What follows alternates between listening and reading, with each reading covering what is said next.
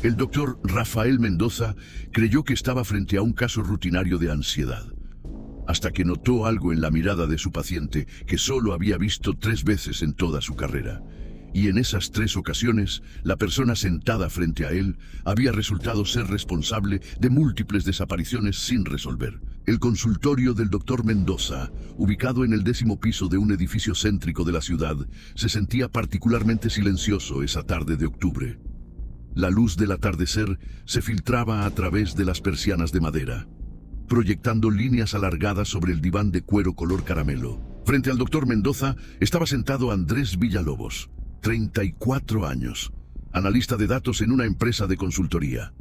Había llegado quejándose de insomnio y pensamientos recurrentes que no lo dejaban en paz. A primera vista, nada fuera de lo común para alguien con estrés laboral. El expediente inicial decía: paciente refiere ansiedad relacionada con presión laboral, sin antecedentes de conductas violentas, referencias personales excelentes.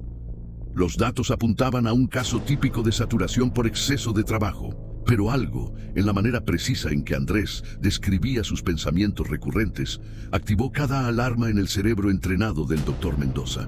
No era el contenido de lo que decía, era la ausencia total de emoción al decirlo. Mendoza había dedicado 18 años de su vida a especializarse en psicología forense criminal antes de abrir su práctica privada. Había evaluado a más de 300 individuos con trastornos graves de personalidad. Y Andrés acababa de usar exactamente el mismo patrón de lenguaje que utilizan quienes han cruzado ciertas líneas. Los pensamientos simplemente aparecen, doctor, dijo Andrés sin cambiar su expresión facial, como si una parte de mí los observara desde afuera. La frase parecía inocente, pero la forma en que la pronunció, sin un solo cambio en su expresión facial, hizo que Mendoza sintiera un escalofrío recorrer su columna vertebral. Lo que sucedería en la siguiente hora y 12 minutos no solo revelaría el patrón de comportamiento más complejo que Mendoza había enfrentado en 2 décadas de carrera, sino que pondría en evidencia una serie de desapariciones que las autoridades habían dado por casos fríos hace 6 años. Porque lo que Mendoza estaba a punto de descubrir no era simplemente un criminal, era alguien que había convertido la invisibilidad en una forma de arte. Y el único error que esa persona había cometido fue sentarse frente al único psicólogo en el país capaz de detectar ese patrón específico. Mendoza se recostó ligeramente en su silla, observando. Andrés no había parpadeado ni una sola vez en los últimos 40 segundos. La mayoría de las personas parpadean entre 15 y 20 veces por minuto. Andrés llevaba 3 minutos en el consultorio y había parpadeado exactamente 2 veces. Cuéntame más sobre esos pensamientos, Andrés, dijo Mendoza, manteniendo un tono casual que no reflejaba la tensión creciente en su pecho. Andrés se inclinó ligeramente hacia adelante y por primera vez desde que entró al consultorio, algo cambió en su expresión. No fue una sonrisa completa, fue el movimiento casi imperceptible de las comisuras de sus labios, como si estuviera a punto de compartir un secreto. Son pensamientos sobre el control, doctor, sobre tener completo dominio de situaciones. Hizo una pausa que duró exactamente 3 segundos, perfectamente calculada. De variables, de resultados. Mendoza sintió que su pulso se aceleraba. Primera señal de confirmación. Las personas con ansiedad genuina no hablan de dominio de variables. Hablan de miedo, de preocupación, de sensaciones de ahogo. Andrés estaba usando lenguaje de ingeniero, de alguien que ve el mundo como un sistema que puede ser manipulado. ¿Qué tipo de control?, presionó Mendoza. Andrés tardó en responder. No porque estuviera pensando la respuesta, sino porque estaba decidiendo cuánto revelar. Mendoza lo supo por la forma en que los ojos de Andrés se movieron hacia arriba y a la izquierda durante 2 segundos exactos. Acceso a memoria construida, no recordada. Control sobre cómo las personas reaccionan, sobre cuándo entran y salen de mi vida, sobre cuándo dejan de ser un problema. El aire en el consultorio se volvió denso. Mendoza mantuvo su rostro perfectamente neutral, pero su cerebro estaba procesando información a velocidad máxima. Dejan de ser un problema. No es una frase que usa alguien con ansiedad social. Es una frase que usa alguien que ha tomado decisiones activas para eliminar obstáculos. Y la forma en que Andrés lo dijo, con ese tono desprovisto de cualquier carga moral, activó algo en la mente de Mendoza que llevaba 6 años dormido. Porque Mendoza sabía algo que Andrés no sabía que él sabía. En los últimos 6 años, 3 mujeres jóvenes habían desaparecido en la ciudad, sin conexión aparente entre ellas, sin cuerpos, sin evidencia. Las autoridades habían clasificado los casos como personas que decidieron empezar una nueva vida. Pero Mendoza había leído los expedientes 2 años atrás, cuando la policía le pidió consultoría informal. Y las 3 mujeres tenían algo en común que nunca se hizo público. Las 3 habían asistido a grupos de apoyo para personas con ansiedad social. Grupos donde conocieron a alguien que se presentó como analista de sistemas, que las ayudó a gestionar sus miedos. Mendoza se inclinó ligeramente hacia adelante. Andrés, dijo con voz calmada, ¿has asistido a grupos de apoyo antes de venir aquí? Por primera vez en toda la sesión, Andrés parpadeó 3 veces seguidas. Demasiado. Una reacción involuntaria ante una pregunta que no esperaba. Hace algunos años, sí. ¿Por qué lo pregunta? Mendoza no respondió inmediatamente, porque en ese momento supo 2 cosas con absoluta certeza. Primera, Andrés no era un paciente buscando ayuda.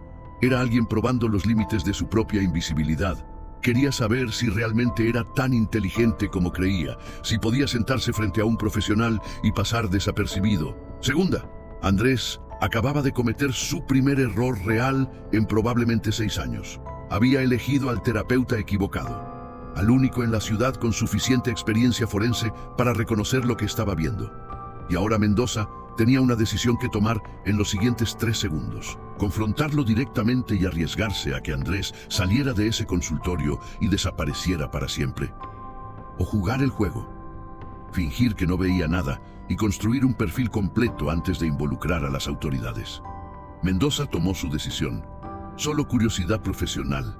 Respondió con una sonrisa que no llegó a sus ojos. A veces los grupos ayudan, a veces no.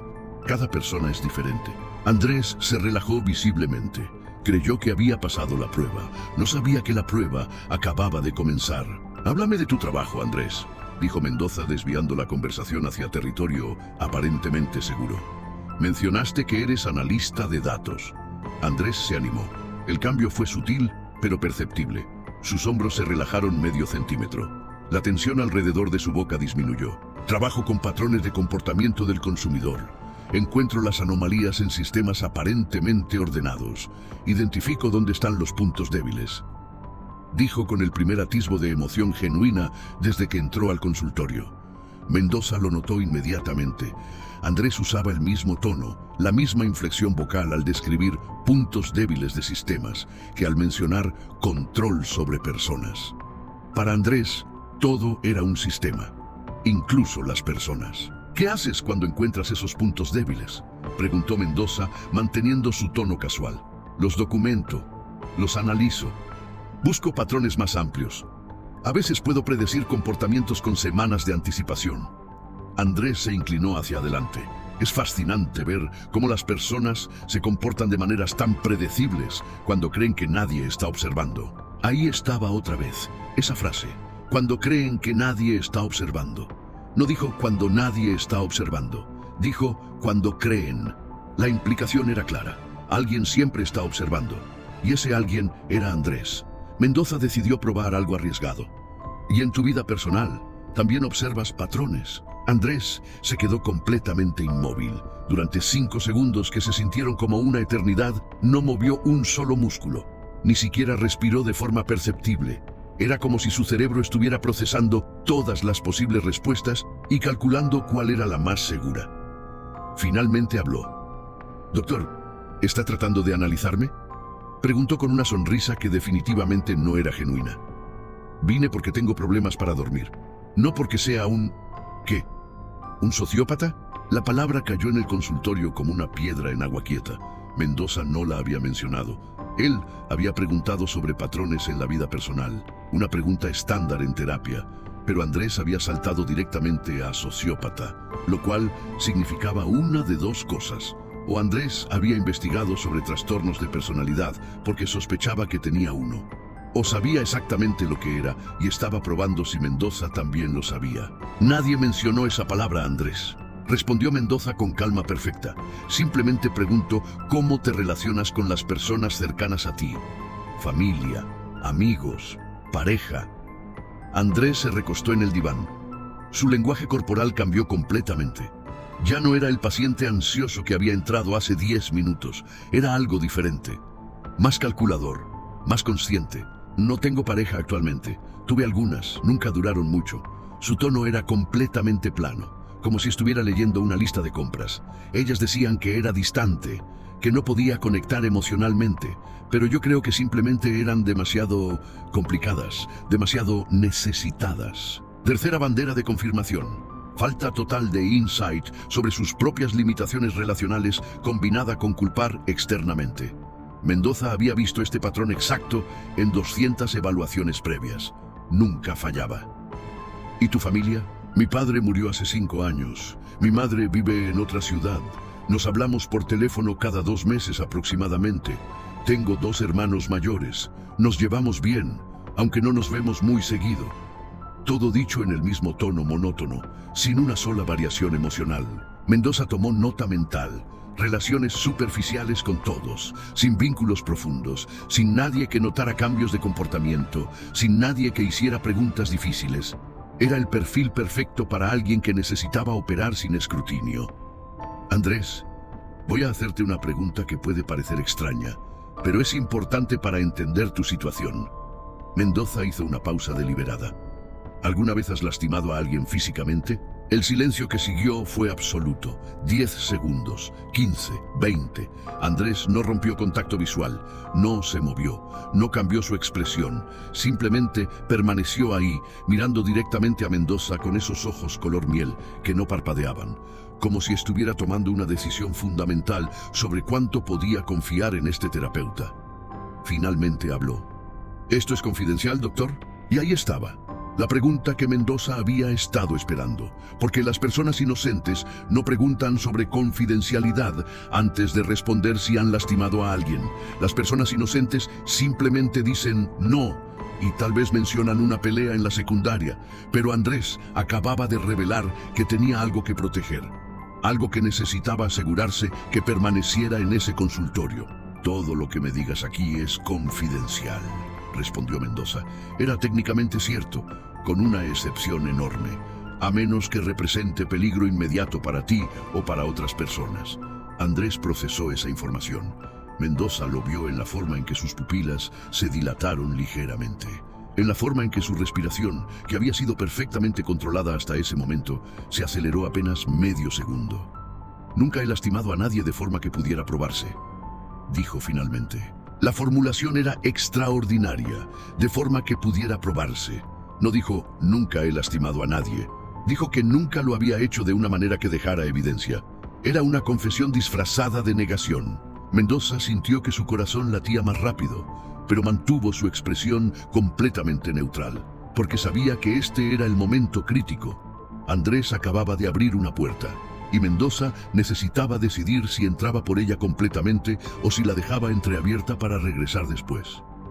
Entiendo, dijo simplemente, sin juicio, sin sorpresa. ¿Y esos pensamientos recurrentes que mencionaste al inicio, están relacionados con esas situaciones que no pueden probarse? Andrés sonrió, por primera vez desde que entró al consultorio, una sonrisa genuina, pequeña, controlada, pero real. Doctor Mendoza, creo que usted y yo vamos a llevarnos muy bien. Durante los siguientes 3 minutos, Mendoza hizo algo que solo alguien con su nivel de entrenamiento se atrevería a hacer. Construyó un perfil psicológico completo, usando técnicas de entrevista forense mientras mantenía la apariencia de una sesión terapéutica estándar. Cada pregunta parecía casual, cada comentario sonaba empático, pero cada palabra estaba diseñada para revelar marcadores específicos de personalidad antisocial de alto funcionamiento. Cuéntame sobre tu infancia, Andrés. Normal, clase media, familia funcional, 2 hermanos mayores, nada relevante. La respuesta era tan genérica que podría haber salido de un manual. Mendoza presionó. ¿Algún recuerdo que defina quién eres hoy? Andrés vaciló. 3 segundos. 5. 8. Mi padre me enseñó a pescar cuando tenía 9 años. Fue educativo. Educativo. no divertido, no especial, no significativo, educativo. ¿Qué aprendiste de esa experiencia? Andrés se inclinó hacia adelante, y por primera vez en toda la sesión, algo genuino brilló en sus ojos. No era calor, no era nostalgia, era fascinación. Aprendí que las cosas siguen moviéndose incluso cuando ya no deberían, como reflejos automáticos sin propósito real. Es fascinante observar cuando exactamente dejan de hacerlo. Ese momento preciso en que algo que estaba vivo deja de estarlo. El aire en el consultorio se volvió denso. Andrés acababa de describir su fascinación con el proceso de muerte usando un recuerdo de infancia. Y lo había hecho con el mismo entusiasmo que alguien describiría su pasatiempo favorito, sin horror, sin incomodidad, con pura curiosidad científica. Mendoza mantuvo su expresión completamente neutral, pero internamente, cada sistema de alerta en su cerebro estaba en código rojo. Porque ese patrón específico, esa fascinación particular con el momento de transición entre vida y muerte, era algo que solo había visto en 3 contextos: profesionales médicos que trabajan con muerte frecuentemente, investigadores forenses y personas que han causado esa transición ellas mismas, múltiples veces. Es una observación interesante, respondió Mendoza cuidadosamente. ¿Has tenido la oportunidad de hacer más observaciones similares? Fue una pregunta cargada, diseñada para sonar inocente mientras simultáneamente invitaba a una confesión. Andrés lo captó. Mendoza lo supo por la forma en que las comisuras de sus labios se curvaron ligeramente hacia arriba, como si apreciara la sutileza de la pregunta. Esporádicamente, respondió, dejando la palabra flotar en el aire entre ellos. Esporádicamente. No, solo con peces. Esporádicamente. Lo cual implicaba múltiples ocasiones a lo largo del tiempo, con intervalos entre ellas. Mendoza decidió cambiar de táctica, atacar desde un ángulo diferente. Háblame de esas exparejas que mencionaste, las que te encontraban distante. ¿Qué quieres saber específicamente? ¿Cómo terminaron las relaciones? Andrés se recostó.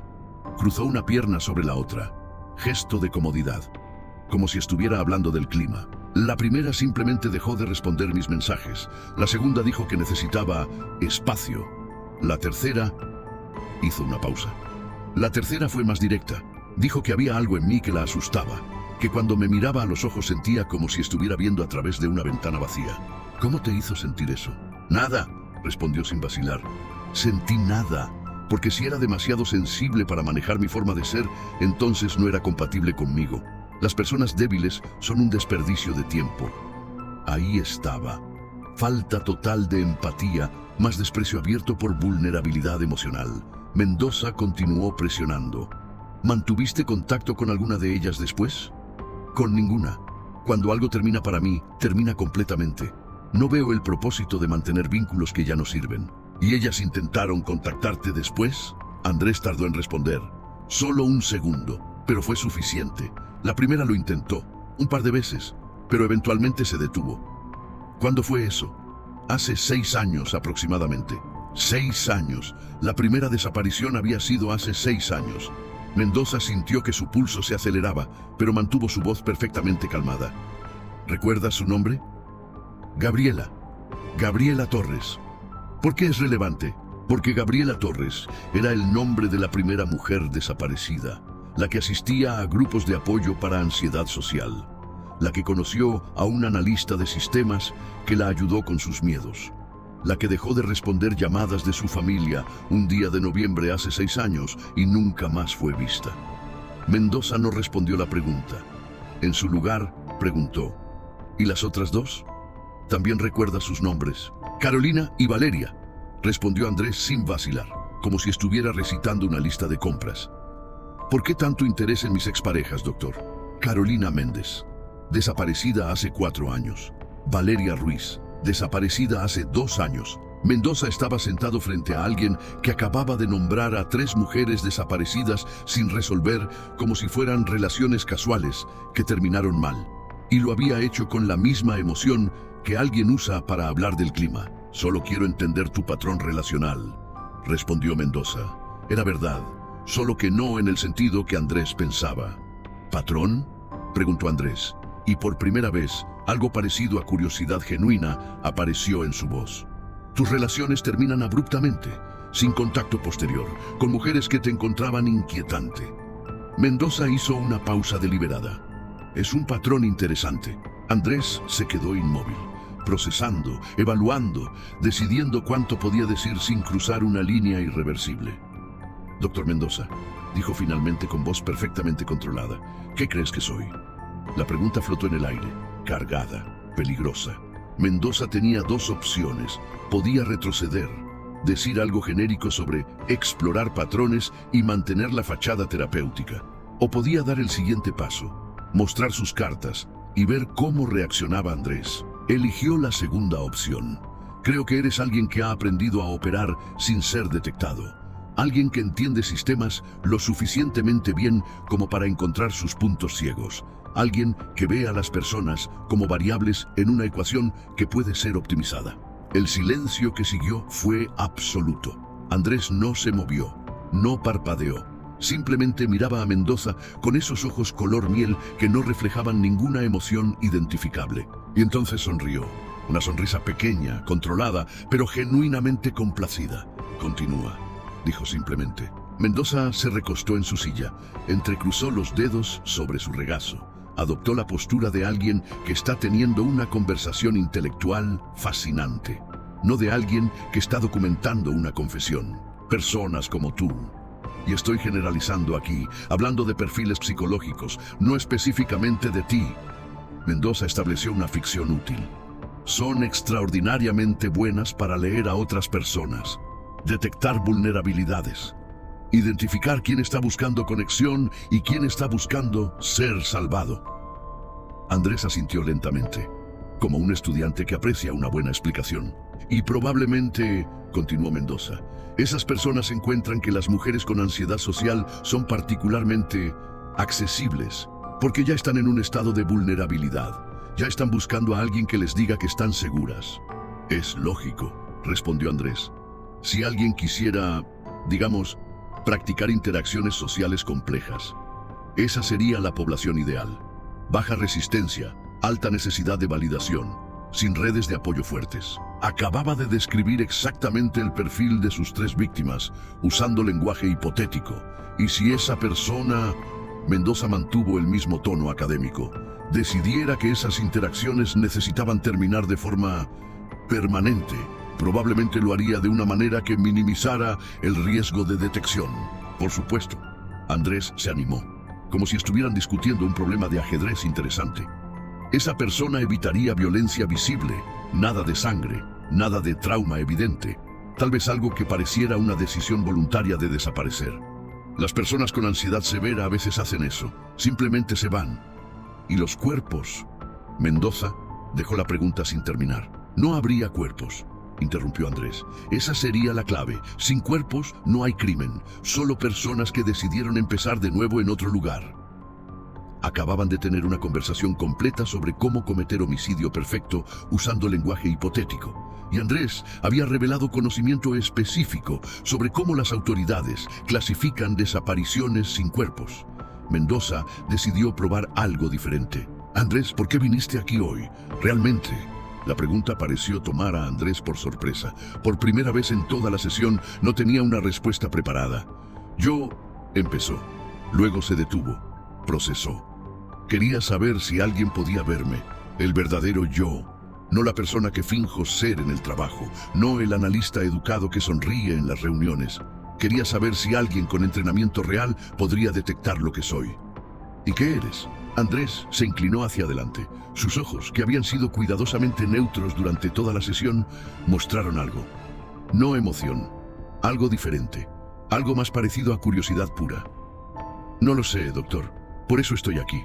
Quiero que tú me lo digas. Era una trampa. Mendoza lo supo instantáneamente. Si diagnosticaba a Andrés con trastorno antisocial de personalidad, Andrés tendría confirmación externa de lo que probablemente ya sabía, y podría usar ese diagnóstico como evidencia de que buscó ayuda, como cobertura. Pero si Mendoza no decía nada, Andrés podría interpretarlo como que su máscara era perfecta, que podía continuar operando sin detección. Era una situación sin victoria, a menos que, creo, dijo Mendoza lentamente, que eres alguien que ha vivido mucho tiempo sin que nadie realmente lo vea. Y esa invisibilidad te ha dado libertad, pero también te ha aislado. Y ahora estás en una encrucijada, porque parte de ti quiere seguir siendo invisible, pero otra parte quiere ser entendido, visto, reconocido. Andrés no respondió inmediatamente, simplemente miraba a Mendoza con una expresión que era imposible de interpretar. Interesante, dijo finalmente. Muy interesante. Se puso de pie abruptamente. Creo que necesito procesar esto. ¿Puedo programar otra sesión para la próxima semana? Mendoza sintió cada músculo de su cuerpo tensarse, porque Andrés acababa de señalar que se iba, y Mendoza tenía que decidir en los próximos 3 segundos si lo dejaba salir de ese consultorio, si llamaba a las autoridades ahora basándose en una confesión hipotética que nunca sería admisible en corte, o si jugaba el juego un poco más. Por supuesto, respondió.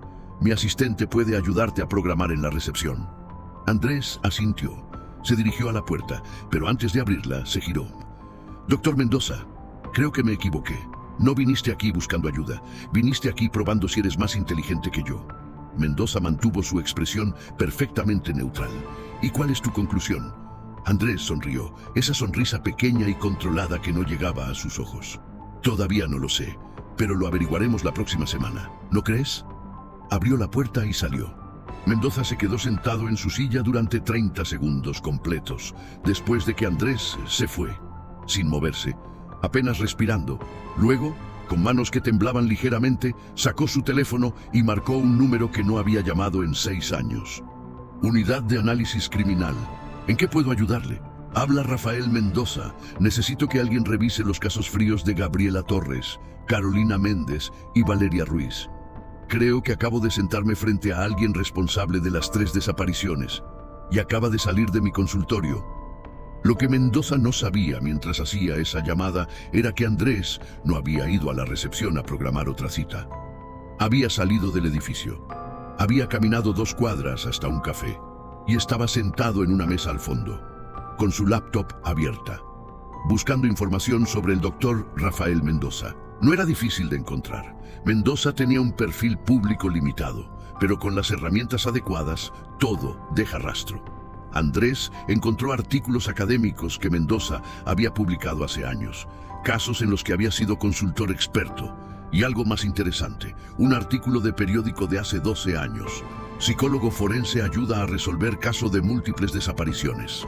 Andrés leyó el artículo completo, 2 veces. Su expresión no cambió, pero sus dedos se detuvieron sobre el teclado. El doctor Rafael Mendoza no era simplemente un terapeuta privado. Era alguien con historial extenso en perfilamiento criminal. Alguien que había ayudado a resolver casos que otros consideraban imposibles. Andrés cerró la laptop lentamente. Y por primera vez en 6 años sintió algo parecido a preocupación, no miedo. Las personas como Andrés no sienten miedo en el sentido convencional, pero sí sienten una forma de inquietud calculadora cuando reconocen que han encontrado un oponente digno. Sacó su teléfono, borró todos sus contactos, cada mensaje, cada foto. Lo restauró a configuración de fábrica. Luego sacó la tarjeta SIM y la partió en 2 pedazos pequeños. Tenía un teléfono prepagado en su apartamento, uno que nadie conocía, uno que usaba para otras cosas. Se levantó de la mesa del café, dejó efectivo para su consumo y salió. Tenía mucho que hacer en las próximas horas si quería mantener su invisibilidad intacta. Mientras tanto, en el edificio de la Unidad de Análisis Criminal, la comandante Soto miraba los 3 expedientes abiertos sobre su escritorio. Gabriela Torres, Carolina Méndez, Valeria Ruiz. 3 mujeres, 3 desapariciones, ninguna conexión aparente. ¿Y dices que tu paciente mencionó a las 3 por nombre?, preguntó mirando a Mendoza a través de videollamada. Las mencionó como exparejas, respondió Mendoza, como si fueran relaciones que simplemente no funcionaron. Pero las fechas coinciden, y su lenguaje corporal cuando habló de ellas era completamente desprovisto de emoción. Eso no es suficiente para una orden de arresto, Rafael. Lo sabes, lo sé, pero es suficiente para vigilancia, para investigar su pasado, para verificar su coartada en las fechas de desaparición. Soto asintió. Le pondré un equipo, discreto, sin que se dé cuenta. Hizo una pausa. ¿Programaste otra sesión con él? Sí, en una semana. Bien, tendremos 7 días para construir un caso. Si aparece a esa sesión, significa que se siente seguro. Si no aparece, significa que sabe que lo detectaste. Va a aparecer, dijo Mendoza con certeza, porque parte de él quiere este juego. Quiere probar que es más inteligente que el sistema y cometió un error al elegirme a mí. ¿Cuál error? Pensó que yo era simplemente un terapeuta privado. No sabía quién era yo realmente. Y ahora que lo sabe, si revisó mi historial, entiende que metió la pata. Pero su ego no le permitirá retirarse. Va a volver para probar que puede ganar de todas formas. Soto miró los expedientes otra vez. ¿Crees que están muertas? Mendoza tardó en responder. Sí, las 3. Y creo que sabe dónde están los cuerpos. Y creo que la única forma de que nos diga es si lo hacemos sentir que ganó. Los siguientes 6 días fueron los más intensos en la carrera de Mendoza. Trabajó con el equipo de Soto revisando cada aspecto de la vida de Andrés Villalobos. Su historial laboral era impecable. 5 años en la misma empresa de consultoría. Excelentes evaluaciones de desempeño, sin quejas, sin conflictos con colegas. Su historial financiero era normal. Ganaba un salario promedio, pagaba su renta a tiempo, sin gastos extravagantes, sin movimientos sospechosos. Su apartamento era de un dormitorio, edificio tranquilo. Los vecinos dijeron que era silencioso, educado, que nunca causaba problemas. Era perfectamente ordinario, lo cual era extraordinariamente sospechoso para alguien con su perfil. Porque las personas con trastorno antisocial de alto funcionamiento son maestras en construir fachadas de normalidad. Saben exactamente qué comportamientos exhibir para pasar desapercibidos. Lo que el equipo no pudo encontrar era evidencia física. No había nada en su apartamento que conectara a Andrés con las víctimas. Ninguna pertenencia, ningún rastro digital, nada. Era como si Andrés hubiera borrado meticulosamente cualquier conexión entre él y esas mujeres. Pero Mendoza sabía algo. Las personas que cometen crímenes perfectos tienen un punto débil: su ego, su necesidad de probar que son más inteligentes que todos. Y esa necesidad eventualmente los hace cometer errores. Andrés había cometido su primer error al sentarse en ese consultorio, y Mendoza iba a asegurarse de que cometiera el segundo en su próxima sesión. Llegó el día de la segunda sesión. Mendoza estaba en su consultorio 30 minutos antes. Verificó 3 veces que la grabadora estaba funcionando, que el micrófono oculto que la policía había instalado estaba activo, que todo estaba en su lugar. A las 3 de la tarde en punto, Andrés tocó la puerta. Llegó el día de la segunda sesión. Mendoza estaba en su consultorio 30 minutos antes. Verificó 3 veces que la grabadora estaba funcionando, que el micrófono oculto que la policía había instalado estaba activo, que todo estaba en su lugar. A las 3 de la tarde en punto, Andrés tocó la puerta. Entró con la misma calma controlada de la semana anterior. Mismo atuendo impecable, misma expresión neutral. Pero Mendoza notó algo diferente, algo en la forma en que Andrés lo miraba. Una evaluación más profunda, más calculadora. Andrés sabía quién era Mendoza realmente y había venido de todas formas. «Doctor», dijo tomando asiento en el mismo lugar que la vez anterior.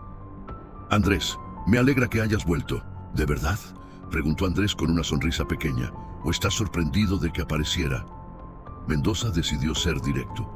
«Investigaste sobre mí, ¿cierto?». «Por supuesto, sería irresponsable no hacerlo». Andrés se recostó en el diván. «Doctor Rafael Mendoza, especialista en psicología forense criminal, consultor para la unidad de análisis criminal por 12 años. Has ayudado a resolver 17 casos complejos, entre ellos 3 relacionados con desapariciones múltiples. Y aún así viniste». «Y aún así vine», confirmó Andrés, «porque me di cuenta de algo la semana pasada. Llevo 6 años viviendo con absoluta certeza de que soy más inteligente que el sistema. Y esa certeza se volvió aburrida, predecible. Quería probarme contra alguien que realmente fuera un desafío». «¿Y por eso mencionaste a Gabriela, Carolina y Valeria?». Andrés sonrió genuinamente. «¿Verificaste sus nombres después de que me fui?». «Sí». «¿Y qué encontraste?». «Que las 3 están en casos de desapariciones sin resolver». «Interesante coincidencia, ¿no crees?». «No creo en coincidencias, Andrés». «Ni yo», respondió Andrés. «Pero aquí está la cosa, doctor. Mencioné esos nombres para ver qué harías. Si llamarías a las autoridades, si intentarías mantenerme aquí mientras esperabas respaldo, si mostrarías alguna señal de pánico, y no hiciste nada de eso, lo cual me dice que eres mejor de lo que pensaba, o que estoy esperando que cometas un error. También eso.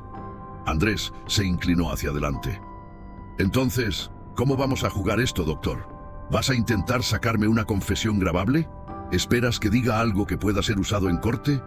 ¿O simplemente quieres entender cómo pienso? Mendoza tomó una decisión. Quiero saber dónde están. Sus familias merecen saber qué les pasó. Merecen cerrar ese capítulo. Andrés lo miró por un largo momento. ¿Y si te dijera? ¿Lo harías? Tal vez. Si obtengo algo a cambio. ¿Qué quieres? Reconocimiento, respondió Andrés simplemente. No de medios, no del público. No me importa la fama, pero quiero que alguien como tú, alguien que realmente entiende lo difícil que es hacer lo que hice sin dejar rastro, reconozca que era perfecto, que si no hubiera cometido el error de venir aquí, nunca habrías sabido. Y ese reconocimiento vale la confesión. No es confesión si uso lenguaje hipotético, ¿cierto? Podríamos hablar sobre teoría, sobre cómo alguien haría lo que alguien hipotéticamente hizo.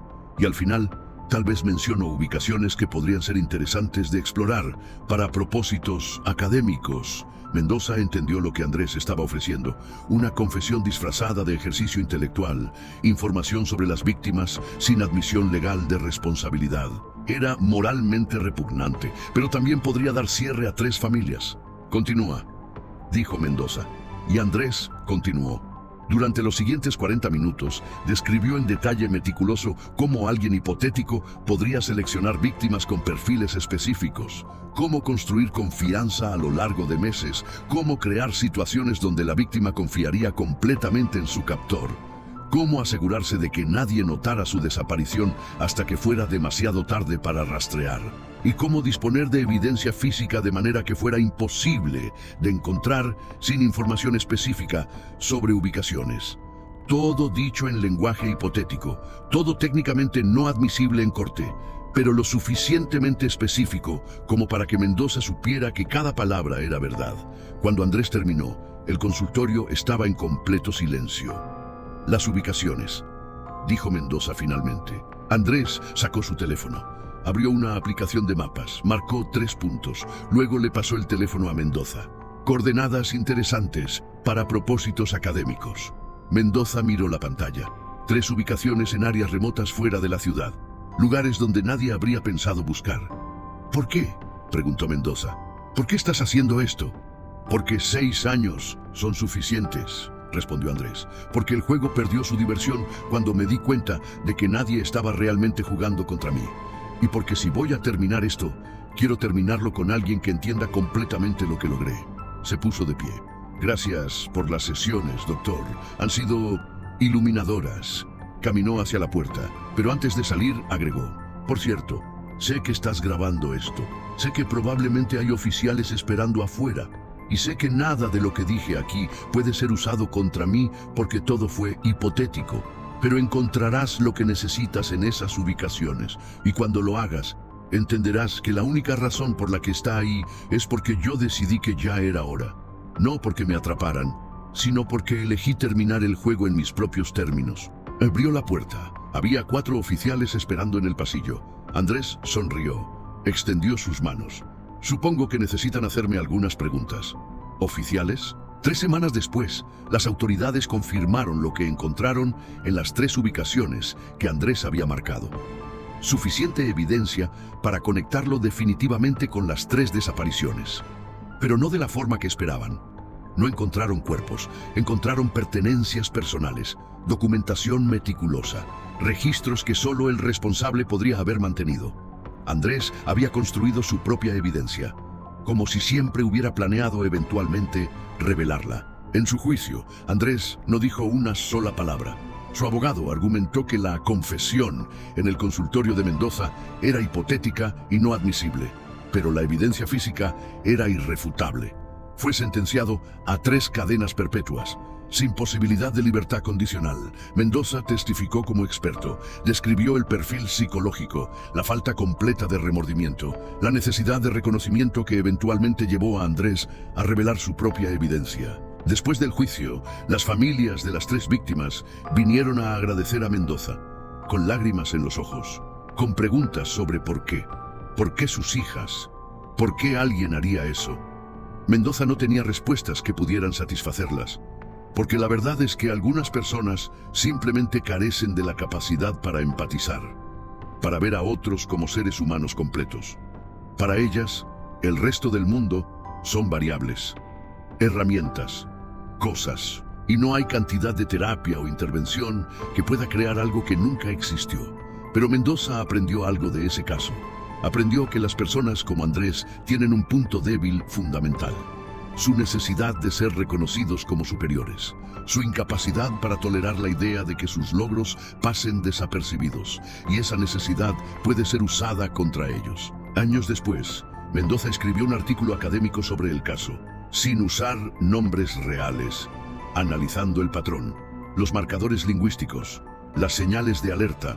Fue leído por terapeutas en todo el país y ayudó a identificar a 3 individuos similares antes de que pudieran causar daño.